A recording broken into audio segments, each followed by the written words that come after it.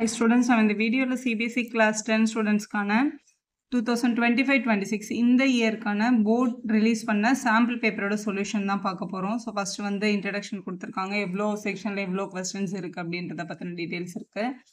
நம்ம டேரெக்டாக செஷன் ஏ first MCQ solve பண்ணலாம். முதல் கொஸ்டின் பாருங்கள், ஏபிசி அப்படின்னு 3 ஆல்ஃபபெட்ஸோட ப்ரைம் ஃபேக்டரைசேஷன் கொடுத்துட்டு LCM of ABC வந்து 3780 இருந்தால் எக்ஸை கண்டுபிடிங்க அப்படின்னு சொல்லியிருக்காங்க. முதல்ல இந்த 3780ன்னு கொடுத்துருக்காங்களே, அவங்களுக்கு ப்ரைம் ஃபேக்டரைசேஷன் பண்ணிக்கலாம். அப்போ ஈக்குவேட் பண்ணும்போது ஈஸியாக இருக்கும். ஸோ ஃபஸ்ட்டு ப்ரைம் ஃபேக்டரைசேஷனில் இது ஈவன் நம்பர் 2 டேபிளில் வரும். ஸோ 3க்குள்ளே 1 2s are 2 balance 1, A2s are 16 balance 1, 9 அதுக்கப்புறம் 0. திருப்பி 2 டேபிளில் 9 2s are 18, 4 2s are 8 balance 1, 5 2s are 10. So 2 டேபிளில் வராது. 3 டேபிளில் 3 3s are 9, 1 3s are 3, 5 3s are 15. திருப்பி 3 டேபிளில் 1s are 2 நம்பரை சேர்த்து எடுக்கும்போது நம்ம டெஃபினட்டாக 0 போடணும். அப்புறம் 5. திருப்பி 3 டேபிளில் வரும், ஏன்னா அடிஷன் 6 வருது.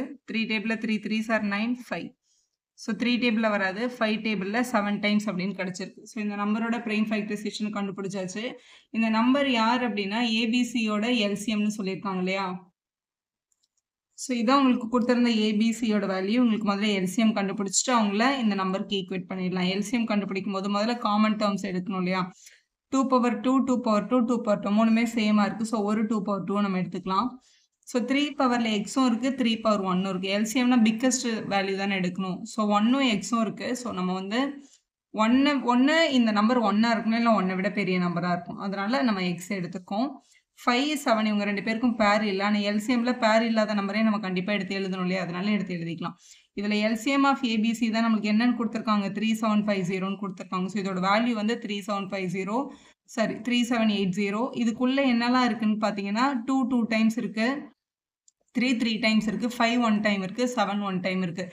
ஸோ எல்சிஎம்மோட வேல்யூ வந்து 3780. இதை நம்ம ஆல்ரெடி ப்ரைம் ஃபேக்டரைசேஷன் பண்ணிட்டோம். 2 பவர் 2, 3 பவர் 3, ஒரு 5 ஒரு 7.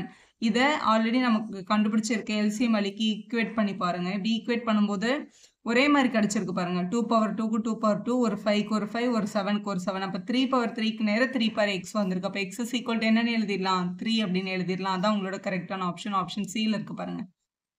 அடுத்த கொஸ்டின் பாருங்க, the shortest distance of the point 2,3 from y axis அப்படின்னு கேட்டிருக்காங்க. ஸோ y axis அப்படின்னா yல இருக்க நம்பர் எடுத்து எழுதக்கூடாது டெஃபினட்டா. 2,3 பிளாட் பண்ணி பாருங்க.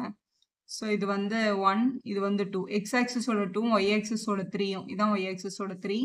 இவங்க 2 பேரும் மீட் பண்ணுற பாயிண்ட் இதுதான். இதான் உங்களோட 2,3. இந்த 2,3ன்ற பாயிண்ட்டு y ஆக்சிஸ்லேருந்து எவ்வளோ யூனிட் அவே இருக்குன்னு கேட்டிருக்காங்க. இந்த டிஸ்டன்ஸ் தான் கேட்டிருக்காங்க. இந்த டிஸ்டன்ஸ் அவங்க கேட்கல. இது ஆக்சுவலாக ஒரு ரெக்டாங்கிள் மாதிரி யோசிங்க. இங்கே வந்து 0லேருந்து 2 வரைக்கும் இது 2 யூனிட் இருந்துச்சுன்னா இங்கேயும் 2 யூனிட் தான் இருக்கும். இது 0லேருந்து 3 வரைக்கும் இங்கே 3 யூனிட் இருந்தால் தான் இங்கே 3 யூனிட் இருக்கும். இப்போ எக்ஸ் ஆக்சிஸ்லேருந்து எவ்வளோ டிஸ்டன்ஸில் இந்த பாயிண்ட்ல இருக்குன்னு கேட்டால் தான் 3 யூனிட். இதான நம்மளோட ஒய் ஆக்சிஸ். ஒய் ஆக்சிஸ்லேருந்து எவ்வளோ தூரத்தில் இருக்குது, 2 யூனிட்ல இருக்குது. அப்போ 2 யூனிட்ன்றது தான் உங்களோட சரியான ஆப்ஷன். இதுதான் நம்ம எடுத்துருக்கணும். ஒரு நல்ல ஒரு விஷயம் தெரிஞ்சுக்கோங்க. இப்போ ஏ, பி அப்படின்னு ஒரு பாயிண்ட் இருக்குன்னு வச்சுக்கோங்களேன். இந்த பாயிண்ட் வந்து எக்ஸ் ஆக்சிஸ்லேருந்து எவ்வளோ டிஸ்டன்ஸில் இருக்குது அப்படின்னு கேட்டாங்கன்னா, ஃப்ரம் எக்ஸ் ஆக்சிஸ்லேருந்து எவ்வளோ டிஸ்டன்ஸில் இருக்குன்னு கேட்டாங்கன்னா பி தான் உங்களோட ஆன்சரில் வரும். அதே மாதிரி ஒய் ஆக்சிஸ்லேருந்து எவ்வளோ டிஸ்டன்ஸில் இருக்குன்னு கேட்டாங்கன்னா இந்த ஏ தான் ஆன்சரில் வரும். ஸோ ஒய் ஆக்சிஸ் கேட்டிருக்கிறதுனால ஃபர்ஸ்ட் நம்பர் தான் ஆன்சரில் வரும். 2 தான் உங்கள் கரெக்ட் ஆன்சர். அடுத்த கொஸ்டின் பாருங்களேன், the given lines and 2 லைனோட ஈக்குவேஷன்ஸ் கொடுத்துட்டு ஆர் நாட் பேரலல்னு கொடுத்துருக்காங்க. இவங்க பேரலல் லைன்ஸ் கிடையாது. பேரலல் லைன்ஸ் கிடையாதுன்னா அப்போ அவங்க இன்டர்செக்டிங் லைனாக இருந்திருப்பாங்க, அப்படி இல்லைன்னா கோஇன்சிடென்ட் லைனாக இருந்திருப்பாங்க. ஸோ அவங்க வந்து கன்சிஸ்டன்ட்னு அர்த்தம். ஏன்னா பேரலல்னா அது வந்து இன்கன்சிஸ்டன்ட்ல, அப்போ நாட் பேரலல்னா அவங்க ஒரு கன்சிஸ்டன்ட் அப்படின்னு அர்த்தம். ஸோ மேபி அது யூனிக் சொல்யூஷனாகவும் இருந்திருக்கலாம், இல்லை மெனி சொல்யூஷனாகவும் இருந்திருக்கலாம். ஸோ ரெண்டுத்துக்கும் உள்ள கண்டிஷன் நமக்கு தெரியும். a1/a2 not equal to b1/b2 இருந்தால் அது unique solution. a1/a2 equal to b1/b2 equal to c1/c2 இருந்தால் மெனி சொல்யூஷன். சரி, இப்போ கொஸ்டினுக்கு வரலாம். இதில் ஃபர்ஸ்ட் நம்பர் இங்கே 3 இருக்குது, இங்கே ஃபர்ஸ்ட் நம்பர் 2 இருக்குது. So 3/2 is not equal to b1/b2. b1 வந்து ஒய்க்கு பக்கத்தில் இருக்க நம்பர் இங்கே 2k, இங்கே ஒய்க்கு பக்கத்தில் இருக்க நம்பர் 5. அப்போ 2k/5 ஒன்று இந்த கண்டிஷன் இருக்கும். அப்படி இல்லைன்னா 3/2 equal to 2k/5 equal to c1/c2 வந்து இந்த 2 ஈக்குவல் டுக்கு இந்த பக்கம் இருக்குது, 1 இந்த பக்கம் இருக்குது. +2 இந்த பக்கம் எடுத்துகிட்டு வந்தோம்னா -2 வரும், -2/1. இங்கே பாருங்களேன், இந்த 3/2வும் இந்த -2/1 வந்து நாட் பாசிபிள். அப்போ இப்படி இருக்கிறதுக்கு பாசிபிலிட்டியே இல்லை. ஏன்னா 3மே சேமாக இருந்தால் தான் நம்ம என்ன சொல்யூஷன் வரும். இங்கே பாருங்க இவங்க 2 பேர் வித்தியாசமாக இருக்காங்க. அப்போ இது கண்டிப்பாக நடக்காது. அப்போ இதுதான் நம்ம கண்டிஷன். டினாமினேட்டரில் இருக்க 5 இங்கே வந்தால் மல்டிப்ளை ஆகிடும். இங்கே இருக்கிற 2 அங்கே போனாலும் மல்டிப்ளை ஆகிடும். அப்போ 15 is not equal to 4k அப்படின்னு கிடைக்குது. அப்போ k is equal to multiple இருக்க 4 இங்கே வந்தால் என்ன ஆகிடும், டிவைட் ஆகிடும். அப்போ k is not equal to 15/4 அப்படின்றதான் கரெக்டான ஆப்ஷன். உங்களோட பி ஆப்ஷனில் இருக்குது பாருங்கள். Question number 4, like a quadrilateral ABCD is drawn to circumscribe a circle. அதான் இங்கே ட்ரா பண்ணியிருக்கோம். இதில் BCயோட வேல்யூ வந்து 7, CDயோட வேல்யூ வந்து 4, ADயோட வேல்யூ வந்து 3 இருந்தால் லென்த் ஆஃப் ஏபியை கண்டுபிடிங்க அப்படின்னு சொல்லியிருக்காங்க. இந்த கொஸ்டினுக்கு வந்து நம்ம டைரெக்டாக ஆன்சர் பண்ணுறதுக்கு நம்ம சர்க்கிள் சாப்டரில் இருக்கிற நம்ம கொஸ்டின் நம்பர் 8ல் நம்ம ஆல்ரெடி இது ப்ரூவ் பண்ணியிருக்கோம். ஒரு குவாட்ரிலேட்டரல் ஏபிசிடி வந்து ஒரு சர்க்கிளை சர்க்கம்ஸ்கிரைப் பண்ணியிருந்துச்சுன்னா ஏபி ப்ளஸ் சிடியோட லென்த்தும் ஏடி ப்ளஸ் பிசியோட லென்த்தும் டெஃபினட்டாக சேமாக தான் இருக்கும். ஏபி ப்ளஸ் சிடின்றது ஏபி இங்கே இருக்குது, சிடி இங்கே இருக்குது. அதாவது ஆப்போசிட் சைடோட அடிஷன் சேமாக தான் இருக்கும் அப்படின்றது சர்க்கிளோட ரொம்ப பேசிக்கான ஒரு ப்ராப்பர்ட்டி. இது தெரிஞ்சால் இது டைரெக்டாக நம்ம அப்ளை பண்ணிடலாம். ஸோ இதுவும் அதே மாதிரி தானே இருக்குது. அப்போ ஏபி ப்ளஸ் சிடின்ற ஆப்போசிட் சைடை ஆட் பண்ணால் ஏடி ப்ளஸ் பிசின்ற ஆப்போசிட் சைடோட அடிஷன் கிடைக்கும். ஏபியோட லென்த்து நமக்கு தெரியாது, சிடியோட லென்த் கொஸ்டினில் 4ன்னு கொடுத்துருக்காங்க, ஏடியோட லென்த்து 3 கொடுத்துருக்காங்க, பிசிக்கு பதிலாக 7 கொடுத்துருக்காங்க. அப்போ ஏபிசி ஈக்குவல் டு இதை வந்து ஆட் பண்ணால் 10, இங்கே இருக்கிற +4 அங்கே வந்தால் -4 ஆகிருக்கும். அப்போ 10ல் 4 மைனஸ் பண்ணால் 6 சென்டிமீட்டர் தான் கரெக்டான ஆப்ஷன். இது உங்களோட தேர்ட் ஆப்ஷனில் இருக்குது பாருங்கள். அடுத்து பாருங்கள், சீக்கன் ப்ளஸ் டேன் ஈக்குவல் டு எக்ஸாக இருந்தால் சீக்கன் மைனஸ் டேனோட வேல்யூவை கண்டுபிடிங்க அப்படின்னு சொல்லியிருக்காங்க. இந்த கொஸ்டினுக்கு நம்ம டேரெக்டாக ஆன்சர் எழுதலாம். ஆனால் இந்த ப்ராப்பர்ட்டி நமக்கு தெரிஞ்சிருக்கணும்.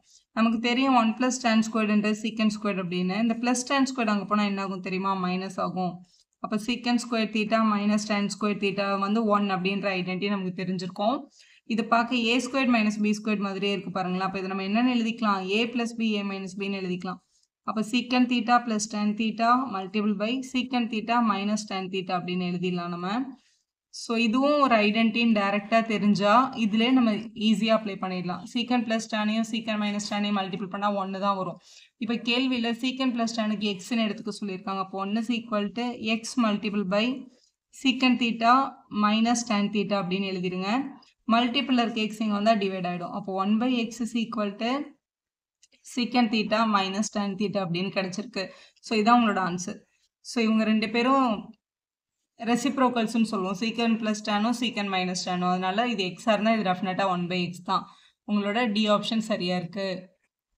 அடுத்த கொஸ்டின் பாருங்கள், which of the following is not a quadratic equation அப்படின்னு கேட்டிருக்காங்க. குவாட்ரேட்டிக் ஈக்குவேஷன் அப்படின்னா பேசிக் என்னென்னா உங்களோட டிகிரி வந்து 2 இருக்கணும். அப்படி இருந்தால் தான் உங்களை நம்ம என்னன்னு சொல்லுவோம், குவாட்ரேட்டிக் ஈக்குவேஷன். இது உங்களோட டெக்ஸ்ட் புக்கோட கொஸ்டின் தான். இப்போ இது ஒரு 1 மார்க் கொஸ்டின். நம்ம ஆக்சுவலாக 1 மினிட்ல ஆன்சர் பண்ணிடணும். அப்படின்னா கூட 2 மினிட்ஸ் மேக்ஸிமம்னு வச்சுக்கோங்களேன். நம்ம இது ஒன்றொன்னையா உட்காந்து எக்ஸ்பேண்ட் பண்ணி சால்வ் பண்ணி அதோட டிகிரி என்ன அப்படின்னு ஐடென்டிஃபை பண்ணால் கண்டிப்பாக லேட் ஆகும். ஸோ ரொம்ப ஸ்மார்ட்டாக யோசிங்க. இப்போ ஃபஸ்ட் ஆப்ஷன் நம்ம எடுத்துருக்கோம்னு வச்சுக்கோங்களேன். இதில் முதல்ல இது பார்க்க a + b the whole square மாதிரி இருக்குது. a + b த ஹோல் ஸ்கொயரில் கண்டிப்பாக இங்கே என்ன வரும், a² + b² + 2ab இந்த மாதிரி வருதுன்னு வச்சுக்கோங்களேன். 4x வரும். சரி, இங்கே இந்த பக்கம் ஒரு டேர்ம் இருக்குது, இந்த பக்கம் 2xம் 6ம் இருக்கும். இந்த பக்கம் x² டேர்மே வரல. அப்போ இந்த x² கண்டிப்பாக இங்கேருந்து என்ன ஆகாது, சால்வ் ஆகாது. அப்போ இது ஒரு குவாட்ரேட்டிக் ஈக்குவேஷன் தான். ஸோ இது டெஃபினட்டாக குவாட்ரேட்டிக் ஈக்குவேஷன் எழுதிருங்க. இப்போ செகண்ட் ஆப்ஷன்லேயும் அதே மாதிரி இங்கே வந்து x² இருக்குது, இங்கே வந்து a - b the whole square இருக்குது. ஸோ பி ஆப்ஷனில் இந்த பக்கம் ஒரு x² இருக்குது. மற்ற டேர்ம்ஸ் எல்லாம் விட்டுருங்க. நம்மளோட ஆம்பிஷன் x² இருக்கா இல்லையான்னு கண்டுபிடிக்கிறது தானே. x² இருக்குது. இந்த பக்கம் a - b த ஹோல் ஸ்கொயரில் எக்ஸ்பேண்ட் பண்ணும்போது a²க்கு 1 வரும், b²க்கு 9x² வரும். இந்த பக்கம் எப்படி பார்த்தாலும். ஸோ இங்கே ஒரு 1x² இருக்குது, இந்த பக்கம் 9x² இருக்குது. சப்ட்ராக்ட் பண்ணால் 8x². எப்படி பார்த்தாலும் அதோட டிகிரி வந்து 2 தான். அப்போ இது கூட ஒரு குவாட்ரேட்டிக் ஈக்குவேஷன் தான். ஸ்கொயர் எங்கே கட் ஆகுதோ அதுதான் not a quadratic equation. So நம்ம அதை தான் ஃபைண்ட் பண்ணணும். நெக்ஸ்ட் பாருங்கள், இதில் வந்து கியூப் ஸ்டார்ட் பண்ணியிருக்காங்க. இங்கே வந்து a + b the whole cube இருக்குது. அப்போ இங்கே வந்து a³ + 3a² b அப்படின்னு எழுதும்போது முதல்ல a³ எழுதுவோம், x³ + 3a²b 3x² and so one இருக்குன்னு வச்சுக்கோங்களேன். இங்கே இருக்கிற x³ இங்கே இருக்கிற x³ கேன்சல் ஆகிடும். ஆனால் இந்த பக்கம் +3x² இருக்குது, இந்த பக்கம் -1x² தான் இருக்குது. அப்போ நம்ம இந்த பக்கம் எடுத்துகிட்டு வரும்போது நமக்கு எப்படி பார்த்தாலும் அங்கே ஸ்கொயர் டேர்ம் தான் இருக்கும், கியூப் கட் ஆகிருக்கும். அப்படி இது கூட என்னதான் ஒரு குவாட்ரேட்டிக் ஈக்குவேஷன் தான். நம்மளோட டி கொஸ்டினை பாருங்கள். டி ஆப்ஷனில் இங்கே ஒரு இதை மல்டிபிள் பண்ணும்போது x × x என்ன கிடச்சிருக்கும், x² கிடச்சிருக்கும்.